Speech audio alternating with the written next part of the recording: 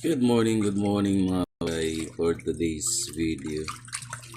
So magluluto ang aking chef kuya ng walang kamatayang manok na naman. As usual, adobo na naman to. Malamang. Pero yun talaga. Adobo po yung lulutuin niya. Manok. Kasi yun pa lang yung kaya niyang lutuin sa ngayon. So abangan na lang natin kung ano yung lasa ng luto niya mamaya. So ganyan siya magluto kasi sinabihan ko siya na hugasan ng mabuti kasi minsan hindi niya tatanggalan ng mga yan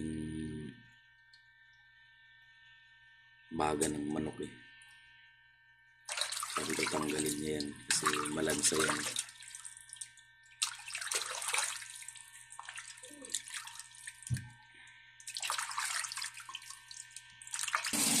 So ayan, tapos na yung hugasan. So next ay mag-add na siya ng bawang sibuyas. Ihiwa na siya ng bawang sibuyas. So ayan, ano na siya ng bawang sibuyas.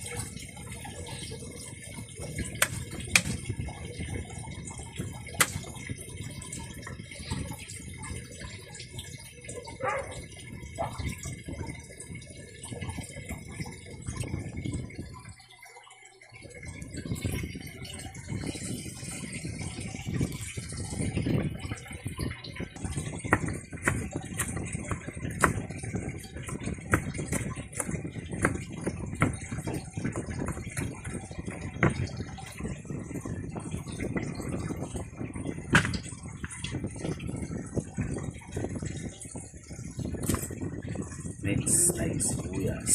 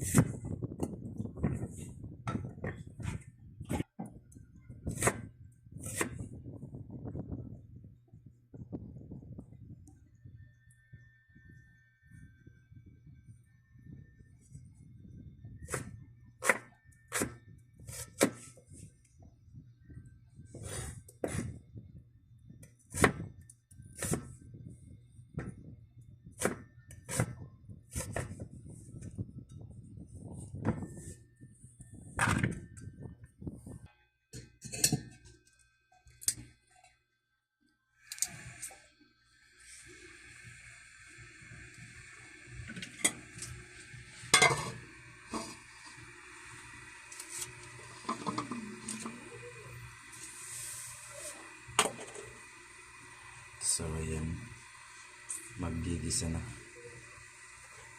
Kasi mas maganda kasi yung pwede naman diretso. Pero mas maano yung ginisa yung bawang sibuyas.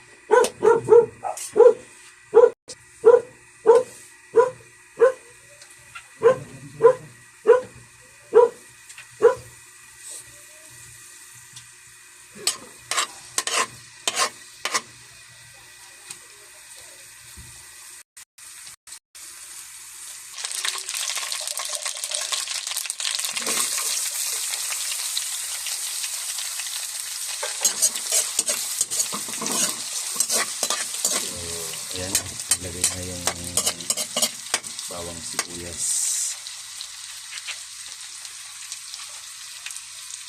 So, yan na lang natin ng konti. Palabasin lang na natin ng konti yung katas ng bawang at sibuyas. Yung bango niya. Bago natin ilagay yung manok.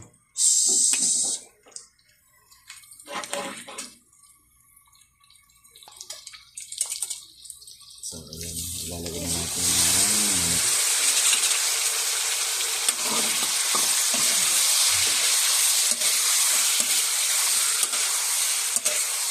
Ang manok on the go.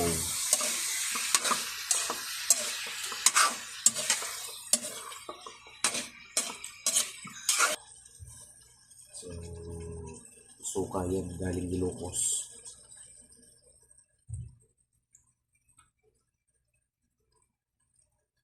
Suka muna yung nilagay, wala pa kasi yung toyo.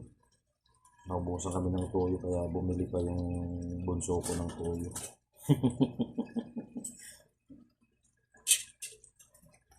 Next, paminta.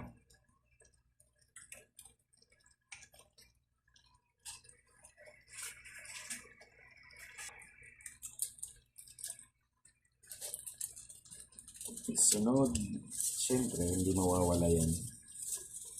Nakasanayan na yan sa lutong Pilipino.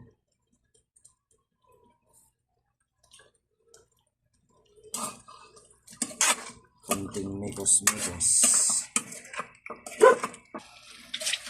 So, mekos-mekos lang para mapantay yung luto na. Wala pa kasi yung toyo, bagal ng taga-bili ko. So ayan, nandito na yung toyo. Kararating lang.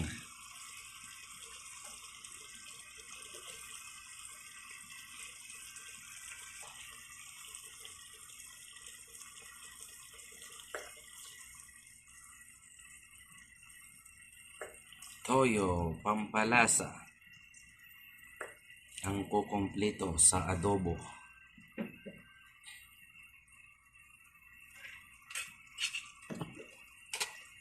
At syempre, kailangan ng pambalansi ng alat at saka asin. Laging naglalagay ng asukal. Para yung asin at yung alat, mayroong balanse. So, mekos-mekos. Mekos-mekos ulit. Para pantay ang lasa. Pantay ang karne sa kawali. Ganun lang kasimple magluto ng adobo. Hindi komplikado. Dagdagan mo pa. Dagdagan mo pa yan. Dagdagan mo pa ng tubig ba? Lunukin mo yan. Para sakto lang na maluto. So ayan, dagdagan natin ng tubig.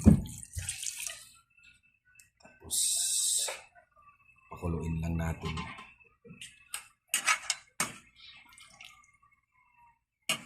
Takpan muna natin para mabilis kumulo. So wait lang natin mga 10 minutes. Luto na yan. So ayan. Kulong-kulong na siya. Luto na.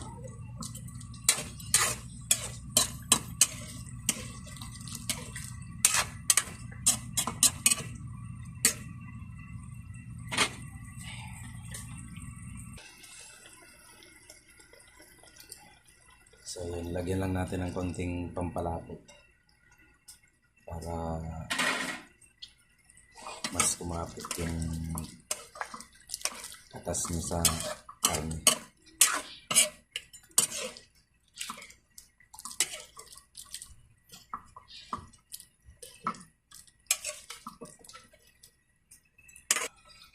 So ayan, pakuluin lang natin ng mga ilang minuto ulit hanggang bumaba yung sabaw niya, yung sauce niya.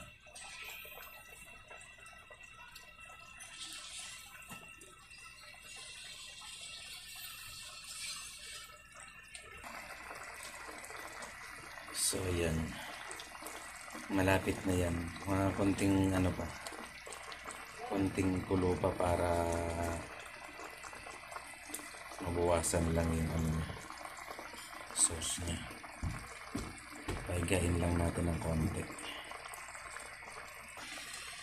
Hindi ko rin naman masyadong pinapatuyo kasi mas gusto kasi nila din yung may sauce. Mas masarap kasi yung may sauce, di ba? Lalo pag adobo yung ano natin. Mas masarap kasi yung sabaw sa kanin. So, konti na lang. Ano na yan? All goods na yan. At alams na ang kasunod. Kainan na. So, yun lang po. Thank you for watching. Please like and share. At pa-subscribe na rin po. Thank you so much.